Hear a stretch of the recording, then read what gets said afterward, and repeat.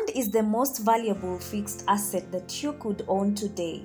Since land ownership is in the rise in Kenya, people are getting land for various reasons. For it to be a future home, for instance, a place to start farming, building a residential or commercial property, but the common factor is that people buy land for investment purposes. Regardless of the reason, there are certain things that you need to follow in order to acquire land and not be scammed. The first is searches and inspection. I have to start by requesting you to do a company search of the dealer you want to buy land from to make sure it is indeed a registered company. From there, if you're satisfied with your due diligence, you can visit the land registry so as to conduct a search of the parcel of land in question. You will need a copy of the land title deed from the seller to facilitate the search, and this normally takes 3 days to get the result of the real owner of the land and if there is any caution put against the land. The second step is preparation of offers and price negotiations. Once you as the buyer is satisfied with the search result from the Land and Company Registry, you will authorize your advocate to prepare an offer. This, however, cannot be the case as some land selling companies are the ones that draft the arrangement for the offer.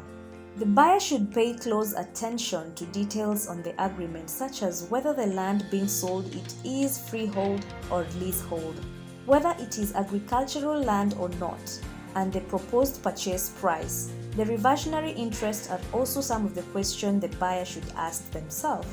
Ordinarily, the deposit is usually 10% of the price of the agreement. The third step is payment of land rates. A few years ago, for instance, we remember the Nairobi County government had clamped houses that had failed to remit rates.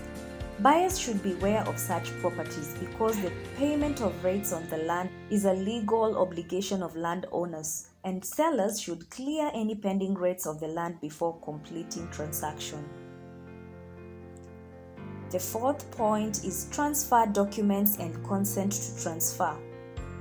The seller's advocate prepares transfer documents that will be executed by both the buyer and the seller. The transfer documents will only be executed after consent to transfer has been issued by the Commissioner of Lands. The fifth point is valuation for purposes of stamp duty. An application for valuation is always made to the government valuer, who makes a visit site to enable him to prepare the requisite valuation report. Stamp duty is important as it is used in registering of the property. The payable duty is determined by a government valuer, and the valuation is done to determine the true value of the land on the open market as at the date of transfer.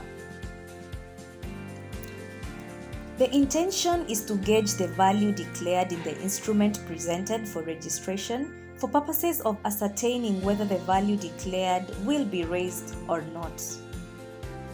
The sixth step is payment of stamp duty. This is a tax levied on all lands, and it is the responsibility of the buyer to pay the stamp duty. The seventh point and the second last point is registration of transfer.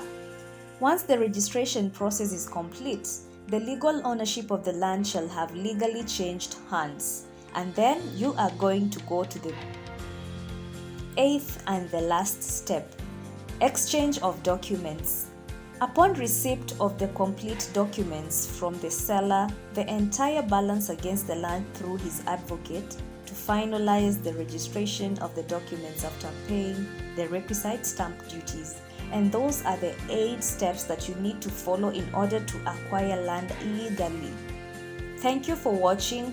Thank you for staying tuned. Remember to subscribe if you've not. And if you'd like more content related to the same, just tell me on the comment section down below and give this video a thumbs up.